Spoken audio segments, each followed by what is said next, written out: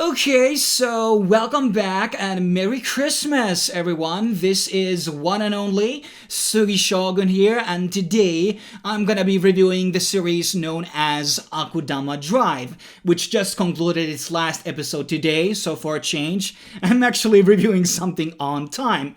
Now, there will be some minor spoilers included on this review, mostly from the pilot episode. So in case you don't want to know anything, maybe you want to go watch the pilot first and then come to this review, or you want to watch the whole series and then come to talk to me about it. Either way really works, but I try to keep the spoilers at very minimum as possible.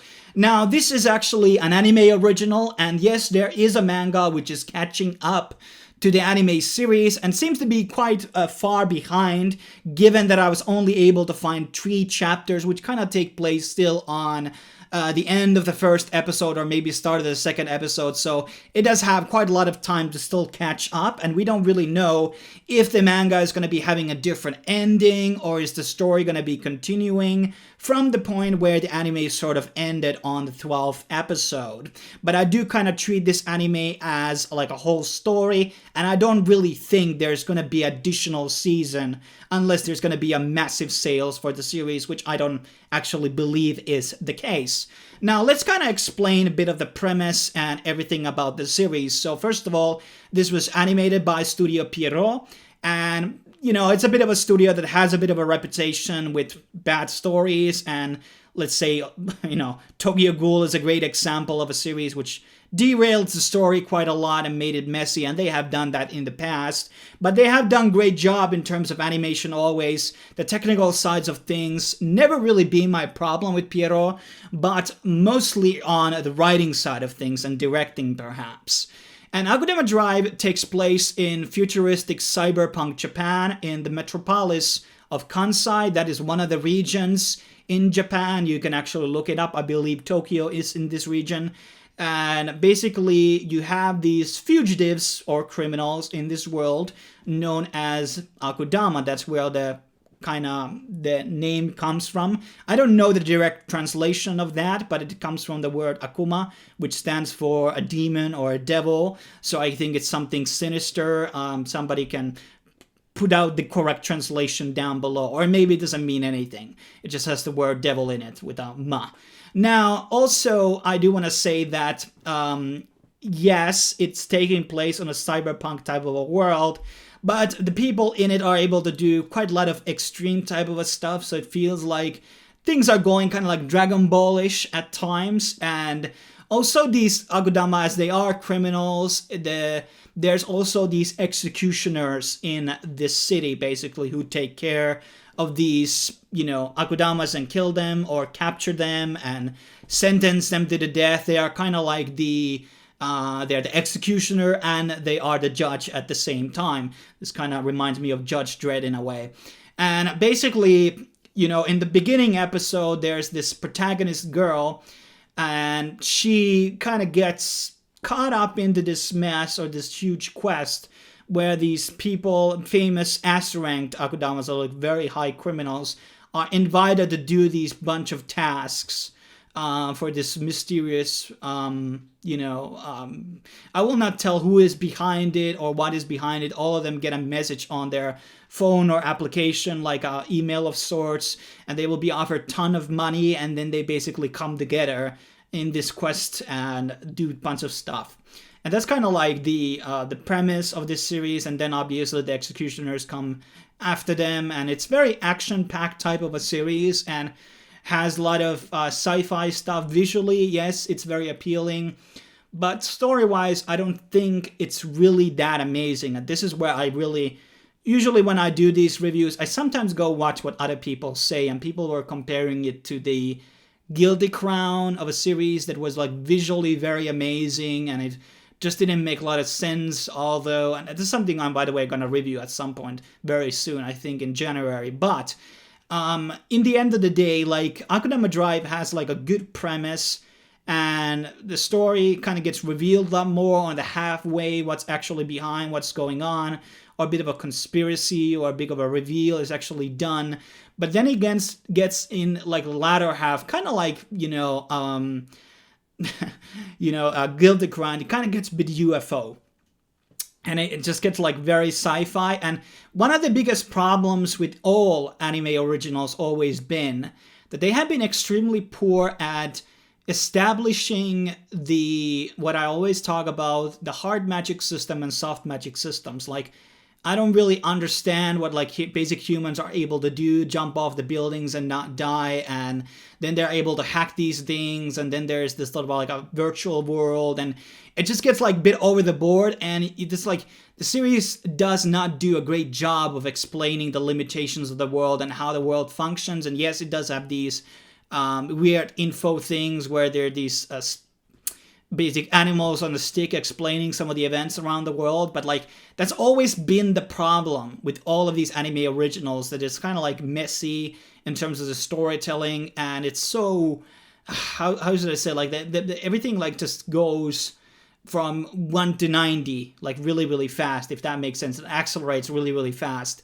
and suddenly like people are, the world is going into chaos and people are rioting, and like it's like, okay, like this doesn't really make a lot of sense. So it's a lot of these shows that kind of are like really reliant on visuals, and yeah, there's some type of a story there and some type of a character development, but the world, it's just like a lot of the things in it don't make a lot of sense, and geographically and everything, like the world building is just a mess. And that has been the case with like whatever it's the Guilty Crown or this one, and there are a bunch of other ones which I'm just not remembering right now top of my head. And when it comes to these anime originals, it's just that the world building and all the systems inside the world are always very messy, and they don't follow any type of like a clear ruling, like what is the magic resource and etc. and all of these things. Now the series has a pretty good soft ending, I would say. And I don't really mind the ending. This is one of those shows where, just to know, a warning, people, this is a bit of a spoiler, but this is one of those shows like Akame ga Kill, where a lot of people are gonna die. Like, majority of the main cast, basically, they're gonna die, okay? So this is one of those series where everybody's kind of like dying one by one, sort of. And some people like that and some people don't. I've been very critical about that, because I always say that if you just kill off all the fucking characters, that is very poor writing. And I think the character designs are really good. So I think visually the series did its job. It's just that they didn't have the great creative department to back it up. It's like most of these cyberpunk worlds that I've seen as of late, it's not just in anime, it's been pretty badly done, where it's like a lot of things are not really explained about the world. How did this cyberpunk world came to be? How did the governments get fucked by the corporations and things like that? In this one, we don't really have corporations. It's actually the government only the problem here, which is also kind of weird. It doesn't really mix up to a lot of the standard cyberpunk settings. And yes, you can deviate from that, but it wasn't replaced with a lot of logical things, which would really add up and make sense. I also want to say that in the other side, you kind of like have the execution division master and the apprentice, and I feel the apprentice character like really didn't get kind of got poor character development. She didn't really have like a proper ending in this series or proper realization. Like, she was kind of there as like really totally filler, something I thought I would be adding up. But all the other main cast characters, I think some of them changed, some of them didn't, some of them had a pretty good ending, some of them didn't. But I mean, it was I don't hate this series. I thought it was average. It was really good action-packed series, and that's what you should think it as.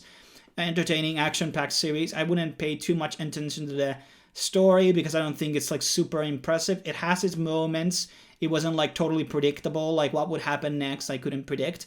But I would obviously like able to tell on once the episode 6 or 7 came out, like, okay, this is not going to be getting additional season, and it's not going to be having that perfect ending probably. And I was really right about that. And what else I have to say, I mean, as I said already, animation was solid, and I didn't like the opening. I actually hated this song. It's very rare that I actually grow up so much distaste for any type of opening out there, but this was truly like very lackluster. Some people loved it. I thought it was absolute trash. And at the ending, I don't even remember at this point. Like it was pretty forgettable soundtrack, and I would actually, because the opening was bad, I would say it was below average soundtrack. And usually I don't criticize soundtracks, but I always praise them when they're great. But this time is a very rare occasion that I'm going to say this was bad soundtrack because it didn't do anything. And yes, I mean, it's like something of the season when we compare it to the season, which wasn't like, I wouldn't say it was super strong in terms of the new shows coming out, but I still think it's like something that is worth watching if you haven't watched a lot of animes like these before. But it kind of like, when they use this format that everybody dies, I don't know, there should be like a name or genre for it alone, but I don't like that because it's just sloppy writing and it's so predictable. If you know what's going to be happening in the end, you know the outcome, it's like kind of boring. Like it's not very satisfying, and to me that, you kind of like know beforehand what's going to be going down.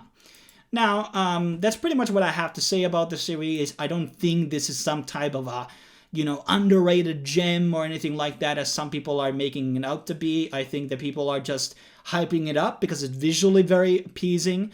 But let's be honest about that. The characters are not like super complex. They don't spend a lot of time on their flashbacks or anything, or explain what they were before the events actually took place. And, and it's just like, yeah, people are just always hyping this shit in anime community. It's kind of tiresome. Like, this endless hype has to be always built up, even though when there's no reason for that. But yeah, that's pretty much my take. I will see you guys on the next review. I'm going to be reviewing the Fire Force of the season when I get around catching up, and obviously there's going to be a lot of other reviews coming up. I'm watching the Guilty Crown, the Samurai 7, among other anime, which are all like in the middle parts, and I'm about to finish them, so they're probably going to be a spur of more reviews and less gap between these reviews on the channel in the upcoming months and weeks. Thanks for watching. See you soon.